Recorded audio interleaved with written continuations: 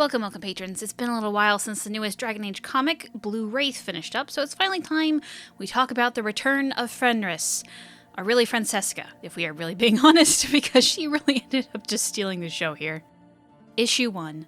We open up with the city of Ventus 6 years ago, which for context would have been roughly before Inquisition, but after Dragon Age 2. We see the young Invitus family, Francesca, her brother Florian, and her father walking in the garden.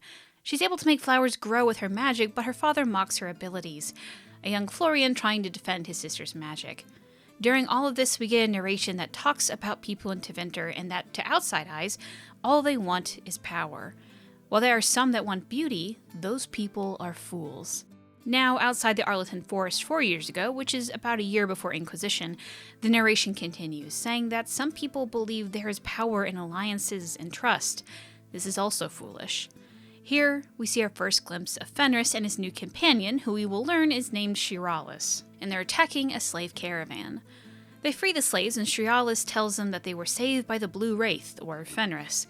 He tells Fenris information that he'd gotten, that Magister Elias has an estate near here, hidden from other Magisters, and that is where they were going. I'm going to interject real quick to explain who this is, as while it's stated later on and in a previous comic, I think to fully understand what is going to go on for the rest of this, you should know now. Magister Elias was first introduced in the Paying the Ferryman short story by Joanna Barry, where he buys Calpurnia's lover, Marius. In short, he buys promising slaves to train them to be peripete, or mage killers. Elite bodyguards for other magisters, assassins, really whatever suits your fancy with them. Anyway, the two talk about what he could want with elven slaves, as he only trains humans. Shiralis suggests that he could be training elven peripete, and offers that he can take the place of one of the slaves so that he could be properly trained. Fenris dismisses this, saying that the Magister would break him long before he taught him anything useful. While Shiralis stops his idea, it's clear he isn't happy about it. We jump to today, which isn't exactly clear on the timeline, but roughly said to be a year after Trespasser. The narration continues, saying that the only thing that matters is what you can do, and that you must take anything of value. Near Karaste, Cedric Marquette from Knight Errant is being chased by Canary. An unknown man jumps from his carriage to Cedric, saying that he must make sure the prize is safe. Cedric tells him that it is, but mutters that he would have thought his work in Kirkwall would have earned him more trust by now. The two men argue, the unknown man saying that his work in Kirkwall was done for House Kintara. His only work for House Daenerys was in Starkhaven, which ended badly. Cedric notes that Starkhaven wasn't his only job. For Carastis fell, it was his job to get the artifact, decipher it, and make it work the way the House Daenerys' father had made it work years ago. And he had done so, although it needs refinement, as he did not get the journal in Starkhaven. The driver of the caravan then says that they had lost the Canary, which seems impossible. We cut to Vea, Sir Aaron, Tessa, and Marius fighting the Canary and trying to secretly protect the caravan. Marius explains that they are doing so because it is headed to Calistium Tenebris, and can lead them to it. A Canary breaks from the group, but Vea stops him in time before he attacks the other members of our adventuring party. Autumn the Mabari is protecting Calyx and Francesca. The narration continues, and it's clear it's Francesca's voice. She says that she once looked for beauty in the world, that there was power in friendship and family, but she won't be that foolish again. Calyx questions why she isn't fighting if she's a mage, and she tells him that this isn't really her fight. He points out that if they die, so does she, so she finally uses her plant-based magic to kill the remaining Canary. Calyx mentions that he is glad she is on their side, but she snaps at him, saying that she really isn't. While he didn't kill her brother, she believes he is responsible for his death, as he still has the focusing orb that he died trying to reclaim. She goes over to Sir Aaron, thanks him for keeping her safe this long, then takes her horse and heads to Fort Viridan, as she has family and friends there. After she's gone, Vega tells the others that she thinks that they should go after her, as she would be a valuable ally in getting into Tenebris, and Calyx should be the one to do it. He refuses, and Sir Aaron mentions that she's not really part of their mission. She tells Sir Aaron that he can stay on the mission then, but Francesca has no one right now. As Vea is getting ready to leave, he tells her it'll be hard to meet back up, as they will be on the move. He then remembers that Autumn is a talented tracker and can help Vea return to them. Calyx reminds him that Olivia's last wish was to stay with him, but after some puppy eyes, he lets her go. Jumping to Fort Viridan, northwest of the Arlothan Forest, Vea catches up with Francesca. She tells the mage that she is worried that she is alone, but Francesca tells her that her father has come here to visit a loyal Leighton family. She will be with them soon enough. She is greeted by a large man who welcomes her, and he is glad to see her after the fall of Ventus. She tells the man that she must tell the terrible news of her brother's fate to her father, but he insists that they feed her and get her a change of clothes. As food is brought to her, she demands to know where her father is. Apparently, he has been taken by the Blue Wraith. She asks for details on who took her father, and the man doesn't really have much, but agrees to help however he can. Outside of the fort, Francesca meets up with Vea. She tells her the news of her father and agrees to a debt as she helps her find him. On the trail, Francesca asks why Vea is helping her. She admits that she lost her entire family too, and she isn't sure what would have happened if Sir Aaron didn't help her. Looking remorseful, Francesca admits that she didn't just need a tracker, but also an elf, as the Blue Wraith might actually listen to Vea. Vea asks if the Blue Wraith gets his name from lyrium tattoos, which she confirms, asking if Vea has heard of him. She admits that she might, as they have a friend in common.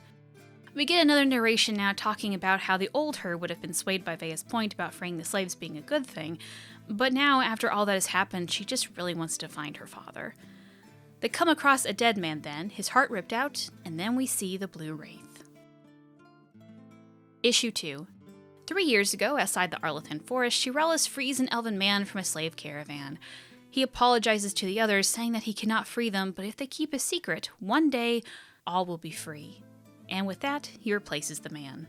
Magister Elias expects the slaves that were brought to him. Upon seeing Shiralis, he knows that he doesn't belong in the shipment, but appreciates what he has done to achieve power in becoming a peripate. He chooses him, telling his guards to kill the other slaves, and Shiralis that he will break his spirit. Back to modern day, Fenris is attacking Francesca, and she attacks him back. Vea stops Fenris before he is able to get the better of Francesca, and Autumn bites her staff.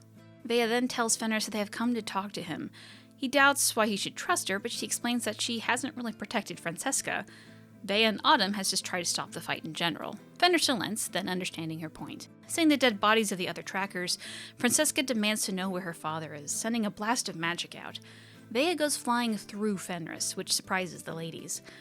Fenris has heard of her plant-based magic, which is unusual outside of Dalish clans, and recognizes her as Lady Invidious. She asks how Vea flew through him, to which he explains that it's Illyrium tattoos, although he can't always control it. She asks again where her father is, but he explains that he didn't actually take him, although a friend of his did, referencing Shiralis. He continues that if he had, he would have killed her father, as he is the last of the Venatori who understand the red lyrium. Francesca defends him, saying that he doesn't actually do that anymore, but he tells her that it's only because the Venatori lost. He has not changed. He begins to leave, saying that even still, he is not after her father at the moment, and he must resume his hunt. Vea offers to join forces for the time being, offering Autumn services and tracking what he is looking for, in exchange for the safety of Francesca's father. He pets Autumn, but denies her offer, saying that he doesn't work with teammates any longer. Vea replies that she heard from Varric that he used to have many friends he was close with, but Fenris is bitter. He tells her that after the uprising they all went their separate ways, that people only use you for as long as you need their power, then leave. He then leaves, with Francesca trying to attack him, but Vea stops her, saying that they will follow him. Jumping back to the other group of Marius, Tessa, Sir Aaron, and Calyx, Sir Aaron notes that Calyx is still angry. Calyx admits that he is upset with Autumn, that she was supposed to stay with him. Sir Aaron tells him that a Mabari needs a sense of purpose, and Calyx admits to himself that perhaps it's better the dog left him then, as he doesn't feel like he's built for what Olivia achieved. Marius stops them then, saying that the carriage they have been tracking has stopped. It seems like they are meeting someone. Back to Team Girl Squad, Francesca notes that Fenris was right, that Vea is only helping her to get her power for their goal. Her father had tried to tell her that, and it's her fault that her brother had died. Vea denies this, saying that Fenris is wrong. She has a true friendship with Sir Aaron. Francesca notes how they haven't actually been speaking to each other recently, but Vea replies that that doesn't mean she will leave him. She just needs to figure out how to deal with everything. Vea starts to make a plan on how to get her father and then leave, while Fenris acts as a distraction, but before then, Fenris just charges in the castle walls. Fenris stops, noting that the guards are gone, but is then grabbed by Francesca's magic. Vea and Fenris argue, Vea saying that they could just sneak in easier, but Fenris wants to attack. They agree on a compromise, saying that they can sneak inside, and then he can attack. Back to the larger group, they spy on the caravan meeting Magister Elias. He asks Cedric if the sarcophagus works, and it does. It's here we also find Francesca's father is with them. Elias notes that they are being watched, and Cedric had assumed, as they had saved the caravan from the Canary, that they were with the Magister, which isn't the case. Elias believes that they can take this moment to get rid of our group, as well as test the artifact. Cedric notes that the plan was to use Red Illyrium weapon, but it's currently not Tenebris. Cedric objects, but readies the artifact anyway. They will use regular lyrium, as was used before, but the Orlesian notes that it was made for an elf, and there are no spare ones around. It's then that Elias offers up one of his men, the human man that had been with Cedric, to be used instead to see what happens. Back with the ladies in Fenris, he complains that he could have just bust down the door, but they agreed on doing this Vea's way, so they wait for her to unlock it. He makes small talk with Francesca, saying that if the stories he hears are true, her father wouldn't be making the same effort for her. He tells her that she isn't a typical Tevinter, and she begins to get offended when Vea opens the door. However, it seems the Canari have beaten them. They end up finding a Vidisala who is questioning the elven servants. She tells him that Magister Elias had gotten the assistance of Magister Invidis because he needed his expertise on red lyrium. Fenris glares at a shocked Francesca. Continuing on, the servant says they had left to meet a caravan and that they carry a sarcophagus that infuses elves with lyrium, and it will be used on his newest elven parapate. Fenris shouts that it had been broken beyond repair and goes on to attack the Canari. Back to the main group, the caravan is now on the move again, and Marius knows that they have been spotted. This could be a trap, but they need to find the red lyrium weapon. Just then, they're stopped by a blue glowing figure. It attacks Cass, Sir Aaron's horse, and Calyx tells him to leave the horse, but he refuses. Tessa shoots at the figure, but it passes through him, and suddenly, he explodes. Issue 3. Decades ago, Rathis, a young Leto, which is Fenris' real name, had just won a battle to secure his place as Magister Daenerys' pet. The Magister had hoped it would be him, and Leto tries to confirm that his family would be freed as promised.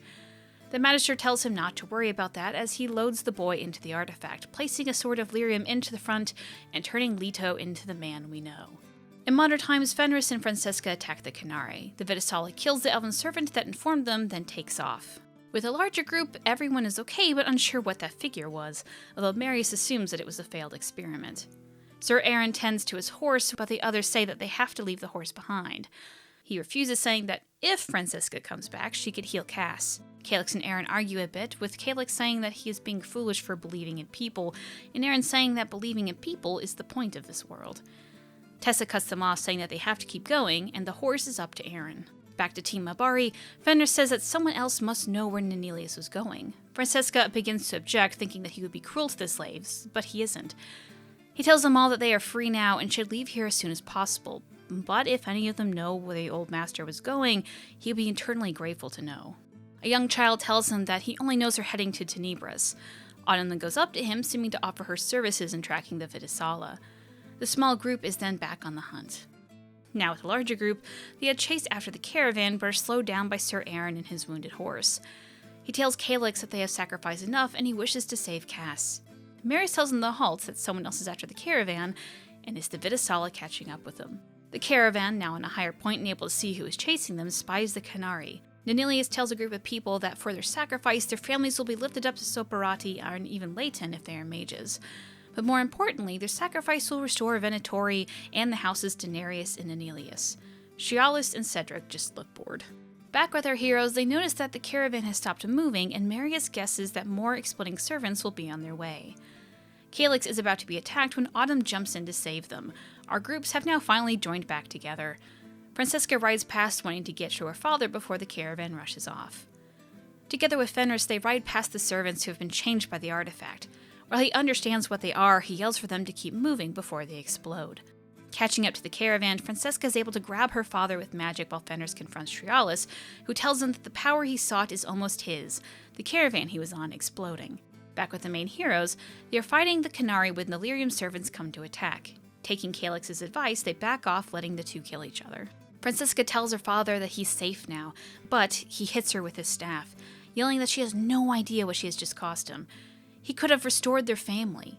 He asks where Florian is, and Vea comes out saying that he has died, and that his daughter is just trying to save her family. He blasts the elf, telling her not to speak to him, and telling his daughter that the wrong child had died. Fenris interrupts him, saying that while she is sentimental, it's the only thing that has kept him from killing the Magister, and he will break his promise if he hurts her or anyone else again. He attacks Fenris then, but is able to get the better of him. Francesca begs him to stop, but he tells her to see what true power looks like. And suddenly, a magical vine stabs him through the heart. Francesca is horrified at what she has done. Fenris tries to say that she had no choice, but Vea stops him, taking the time to comfort the young woman.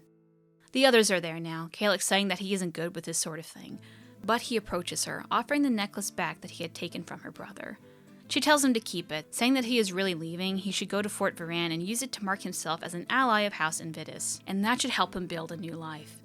He takes it, saying that if they ever need information, he can help, but he just can't do adventures. Before leaving, Calyx notices that Autumn is looking back. He pets her goodbye, saying that she should go with them to help, and that she needs to find her purpose. Then he makes a Princess Bride reference and leaves. What seems like a bit later, as the sky is no longer red, Fenris tells the group that he can lead them to Nebris, but they can't let Shiralis get into the artifact. It seems that he'll be joining the group for now. Meanwhile, Sir Aaron tells Francesca about his horse, and she offers to heal him. She is able to heal his horse, growing Embrium to calm him while she works. He goes on to say that it reminds him of a story, and Vea finally allows him to continue, telling them all that her magic reminds him of a group of elves that had dreams of restarting the Emerald Knights in the Dales. Talking points. Before we really get into the comic, I do want to say that the first issue did come with an alternate cover that is actually very lovely. So if you do see this around, you might actually want to pick it up because I don't think many of them were actually made. Anyway, let's start out with the city that was mentioned in the start of the series, Caristus. Mostly because it was taken by the Canary off-screen and isn't too far from what is now known as Ventus. While it states that Blue Wraith happens a few months from Deception and the fall of Ventus, the Canary seem to be taking pot shots at cities by the coast. So at this point, a good portion of Tevinter might be taken over by the time we get our hands on Dragon Age 4. Cedric mentions his work in Kirkwall, and here is where I admit I don't actually know what he did in Kirkwall.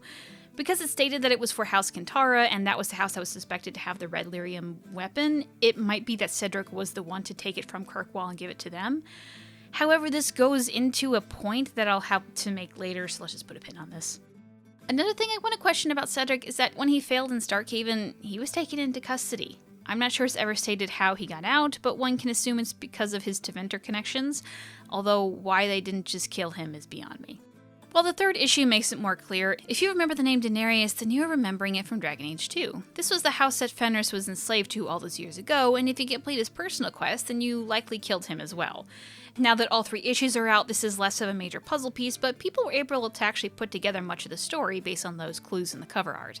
So I left it out of the summary, but both Vea and Sir Aaron's horses have a bit of character put into them. Vea's horse is from the Dalish and is called Dalen, something her uncle called her, but she isn't actually sure what it means.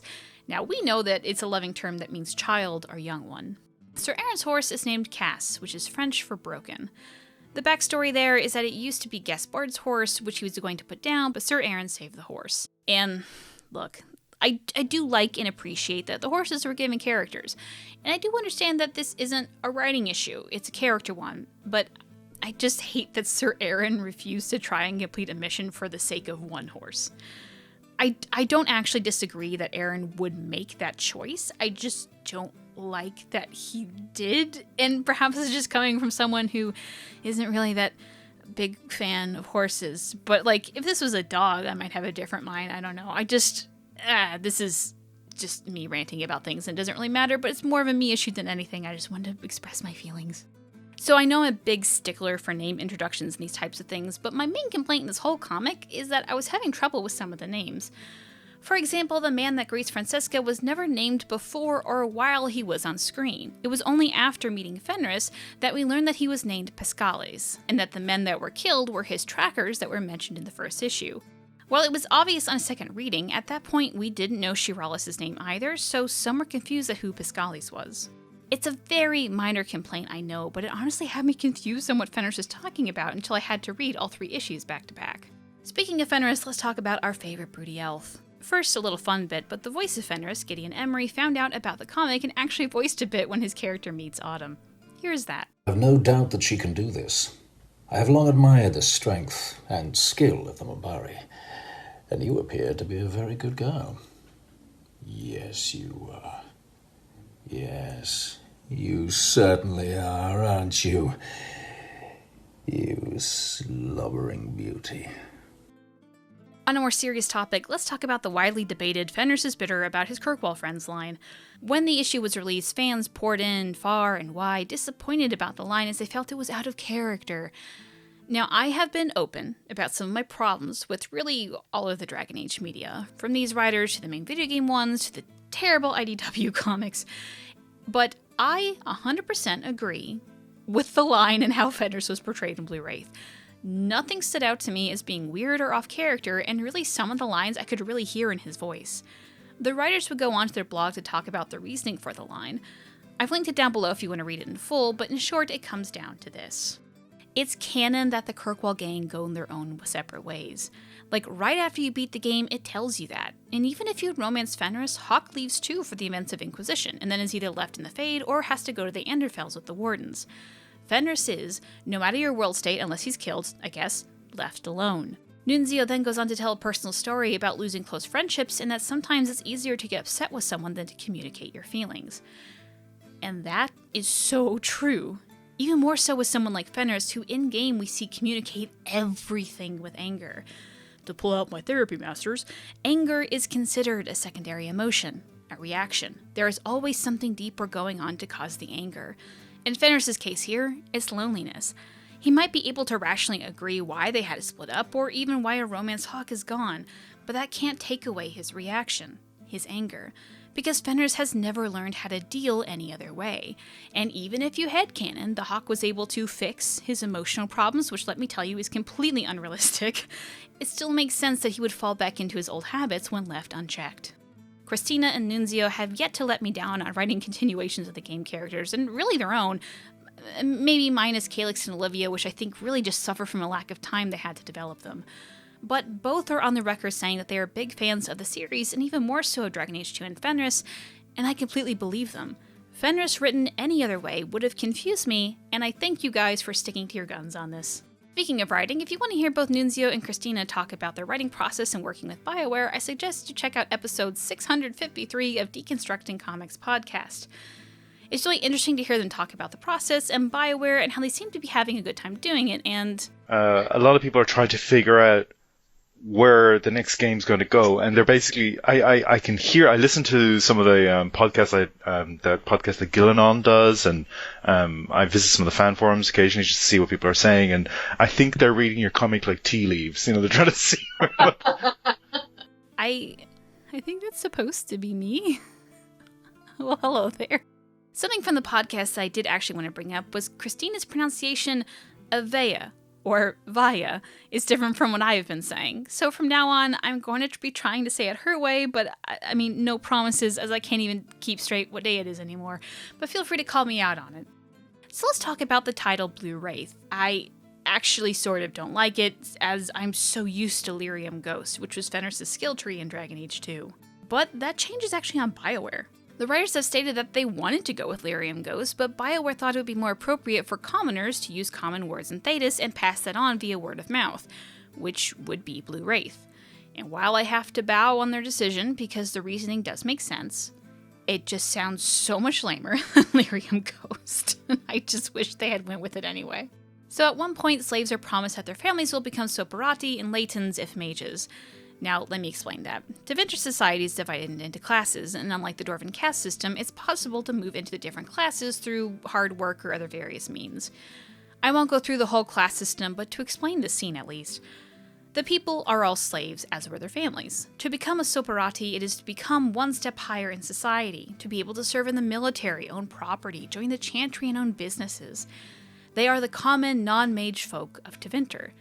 Latins are the next higher up, but require a mage in the family. These are families that don't really have an impressive history, but do have some merit. They have the same rights as a Soparati, but also have some voting power within the Magisterium, although a very, very, very small voice. So if the deal is legit, this is a wonderful way to get your entire family out of slavery, and I can only imagine a lot of people would have volunteered for really anything to get that chance. So I was not a big fan of Calyx in Deception, and he still has the character problems that I disliked. However, I do appreciate that he seems to be aware of them, bows out when the adventure becomes too much, and seems to take on a job that is way more his speed. I really actually like this change, and do wonder how he will continue to grow off screen. Autumn, too, has a nice little character arc through this. Olivia wanted her to be with Calyx, but Autumn needs a more noble purpose. I know this is probably just an excuse to get more of the dog in the future, but Calyx's arc I think really works better without her, as does Autumn and her tracking abilities. I do think that it would be interesting if we see more growth from Calyx, and then Autumn coming back into his life in a way that makes sense.